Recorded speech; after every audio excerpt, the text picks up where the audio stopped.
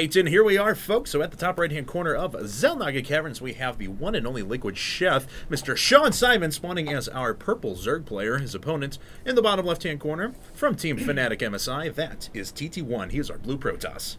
Yeah, we get a PVZ here on Xel'Naga Caverns. Actually, a map I'm a little bit familiar with because it's actually pretty old. It's been in the game for quite a while. Sheth is a great player, as is TT1. Sheth is actually known as being one of the most manner players in StarCraft 2. And he is. Yeah.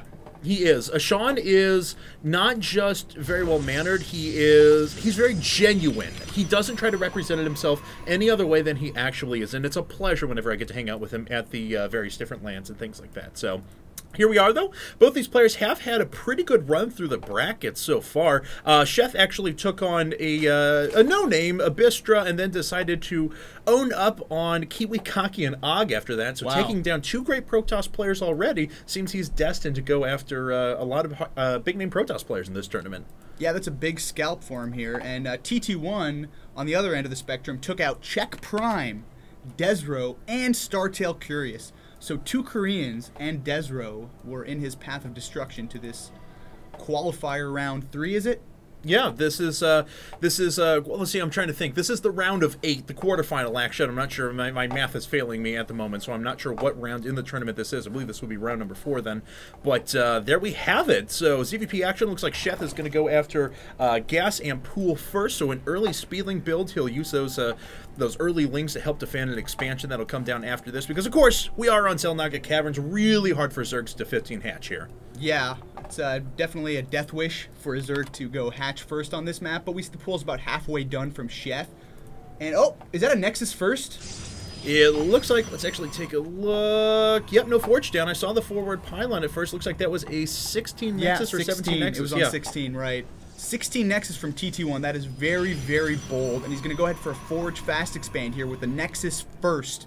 We'll see if Sheth decides to respond with any sort of Speedling Roach aggression to counter this very greedy economic build here. And I was going to take a look at TT1's vision. He gets in, he sees Sheth mining gas, and I don't know if he saw the spawning pool acting up. It looks like that Zergling speed was just dropped down recently. And Sheth, if he realizes how quick this expansion actually is, very much has the potential to do some sort of Roachling all-in or something like that and just punish this expansion. Yeah, that would be devastating right now for TT1. Looks like he's going to throw down a Photon Cannon there right at the bottom of his ramp. The Nexus is about 60% done, and I believe Sheth has got the scout off. He's got the Overlord right there. He's well aware of this, and he's sending a couple links to put some early pressure on before this cannon can get up. And the links are making their way across the map right now. He's following this up with more drones, so it just looks like he wants to do a little bit of pressure at first. This Photon Cannon will eventually drive away these Zerglings. The probes are going to be more than enough. Looks like he's going to target down the Photon Cannon at first. Interesting choice. And now finally going to go after a couple of probes. Hasn't actually killed any yet. This is pretty good control out of TT1. He's just delaying until these Photon Cannons get put in place. Probes are down low, pretty low on health now. 1, 2, 3 probes, 4 probes actually do fall, but with that super early Nexus and Chrono Boost, I don't see any problem of TT1 making up that difference. Yeah, that's actually great placement on the Photon Cannon and Pylon there, fully walling himself off from any Zergling pressure. That's a great building placement from TT1 there. And how is Sheth going to follow this up? He has not dropped down a super early Roach Horn or anything like that, so not indicating towards a very, very aggressive play, but of course with Zergs, that could change at the drop of a hat. He could very easily, in the next couple of instances, just decide to drop down Roach Horn, Macro Hatch, and go all-out Zergling Roach pressure. Yeah, that could be very, very good here. It looks like he's actually got 16 Lings in production, so I think he's actually going to just try to bust down the front. Oh, actually, never mind. He took a very fast third right there from Sheth. I just noticed that go down. So it looks like he's just going to put on some Speedling pressure while double expanding behind it. I don't know if I like that, actually. That's going to... He already saw how early this Nexus was up from TT1, and yeah, taking that third base is never a...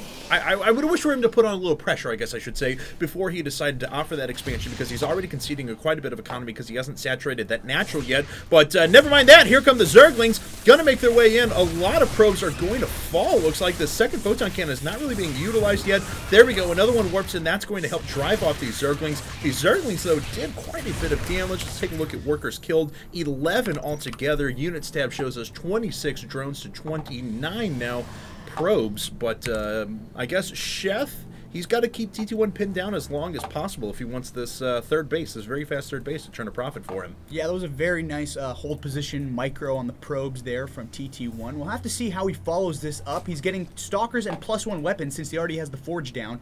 I'm curious to see where he goes. Oh, there we go, 2 gateways. And that's still not revealing too much about his plans here. He's adding on to 4 total gates. Then after that, we'll have to see where he goes. We've got... well, if it's TT1, I've got to assume that we're going to see like 6 gate pressure. 6 gate pressure behind. Well, he's already got +1 coming because of the early forge. I'm going to say he's even going to have another upgrade in there. So 6 gate pressure is TT1's calling card, really.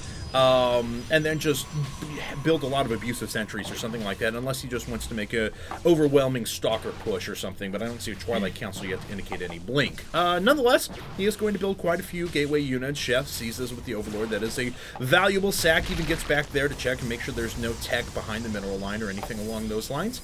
There we go. Those 6 gateways just about to finish up. Yep, you called it, Kevin. 6 gate pressure, and he immediately threw down a Roach Warren upon scouting those 6 or 5 additional gateways with his Overlord. Yeah. So he's going to be prepared for this. His third is already mining, and he's getting layer. So Sheth is in a good position in this game right now.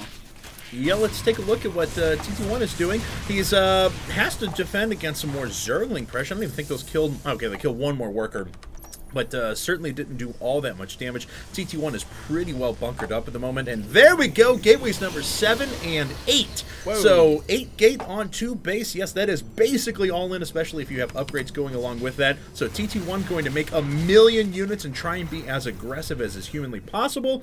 Does he know about the third? Can we check TT1's vision real quick before he actually scouts it? He doesn't, but I have a feeling he suspects it, because that's the direction he's heading right now with his forces. So this is going to be actually pretty tough to hold from Sheth. He's got 3 roaches on the way, 4. Yeah, there we go, and 2 spine crawlers coming up. Looks like a poor Overlord is going to bite the dust, and he's trying to make his way through these destructible rocks. He was casually knocking those down before with about 2 Zerglings, but that's certainly not enough to get through there. And TT1's going to be able to pressure this hatchery, and I think even outright kill it. Depends on how quickly Sheth can get through those rocks. Yeah, I think this hatchery is going to fall, but I might be wrong since he's actually targeting the roaches and drones here of Sheth. Yeah, we have another 14 links coming up in addition to a couple of roaches, +1 missile attacks that's on the way as well. TT1 does clean up all those forces and has even killed 13 workers of his own, so the damage is certainly being done. And TT1 pulling back at the moment, but really doesn't have to. There's not that many forces on the field for Sheth quite yet. He can just work at this hatchery, and that's already a significant advantage because now TT1 has a lot of luxuries. He can play passive and put up a third, sit back and defend because he knows Sheth isn't going to be able to attack him anytime soon. Or, I mean, I don't know. He has the whole world at his fingertips. He could just continue to warp it on these 8 gates too and just outright kill his opponent if he wanted to. Yeah, that is so many zealots, cats. And you see now TT1 is taking his 3 additional gas geysers and throwing down a robo. Yeah. So we're probably going to see some sort of Colossus follow-up from him. With a lot of gas. Yeah, certainly a lot of gas. Sheth is attacking with the Zerglings, trying to pull a few units off the line or something along those lines. The Photon Cannon's too strong, though, and that is going to drive off all the Zerglings. But let's actually take a look at Sheth. Looks like he's going after Burrow, and he is going to put on a Glider Constitution as well, so a little bit of speed for those roaches. So certainly an interesting play. I mean, he's got to do something at this point, but the Burrow is actually not going to be all that effective. Of course, we have the Caster's Eye. We know a Robo facility is already going to come up, so there is going to be there is going to be an Overseer here. Sorry, an Observer, I should say. That is the Zerg equivalent, providing detection. And yes, like you said, double Robo, already one Immortal coming out. And it looks like TT1's actually going to go ahead and destroy these rocks at his gold base here. Going to be looking to take his 3rd base. Not the natural 3rd, but the gold, which is a great choice in this position. Having taken out Sheth's 3rd already, he's not really feeling any sort of pressure, like some big attack is coming. Yeah, certainly. And let's actually see. I don't see a Robo Bay quite yet. Looks like he is going to be content with double Immortal production for the time being. There we do have our Observer coming up, so these burrowed roaches really aren't going to do all that much. Oh, we may get a quick kill of the Nexus, though, and that is He got the cancel. Yep. Yeah, saw the resources go back up, and TT1 going to pull back with his units, but, I mean, frankly, he's scared of quite an insignificant number of units. He could actually just move out and crush that force pretty easily. Yeah, Sheth is moving in here for the different angle with the roaches, but now when he's seeing all these zealots and stalkers, he's going to run away. I'm not really sure what Sheth was hoping to do with this push. He knows TT1's army is going to be stronger than he last saw it, and that force of roaches I think it was just meant to put a little bit of a scare into TT1 while Sheth actually takes his gold. But this push right here is looking pretty scary right now. So many zealots. He doesn't have a Twilight Counselor charge, does he? No, he does not. No Twilight Counselor yet. Zealots with +1. Yep. And he's going to start pushing his way on creep here in just a second. And again, there is the Observer floating around, so World Roach is not really going to do all that much. TT1 going to make his way up on creep. A few units from Sheth are making their way in. And Sheth, you know, kind of going back to what you were saying before, has been doing a nice job posturing towards strength, even if he doesn't actually have that strength. Excuse me, always pushing his way out and making sure that TT1 is kept at bay, because TT1 is in not quite 8-click to victory mode, but getting very close, especially before these investors get up. Yeah, he's already got a 15-20 supply advantage on Sheth here, pushing into the natural through this little choke point. He actually has no sentries in his army, so he's not going to be able to utilize force fields, but with this raw power of Zealot, Stalker, Immortal, he should be able to just power through Sheth's army here. I'm not sure how Sheth is going to hold the supply block now as well after picking that Overlord. Oh, and the infestors are just about to pop out. Pathogen Glands is done, so they have fungals right away at their disposal. Looks like they were popping up at the third, though. We're going to see a couple of fungal growths here in a second to try and pin some of those units down. They do indeed fall, but I've got to say TT1 has a better concave here. Sheth was pushed back into a little bit of a choke point. The first Immortal finally goes down, but these Immortals have just been like smiles on their faces as they, it's a spree, it's a firing spree, it doesn't matter. They kill a ton of units. Yeah, there it is, GG. And Sheth decides to take a third and didn't really pay off for him. I sincerely wish that he would have gone for a really quick Roachling all-in or something like that at the beginning. Yeah, how many kills does that Immortal have in the front line there? This one had only 3. Okay, what about this guy in the back? Well, this guy right here had 5 or 6. Okay. And you got to remember, even if they're not the ones that are getting the kills, it's still boom, 55 damage, boom, 55 damage. I mean, that's just ridiculous.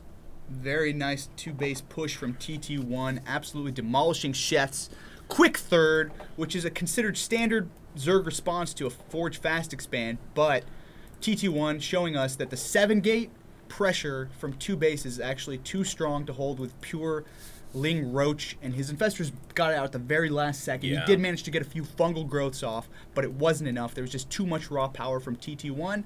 Well played. There you go. And we're going to head into game number 2 in just a second.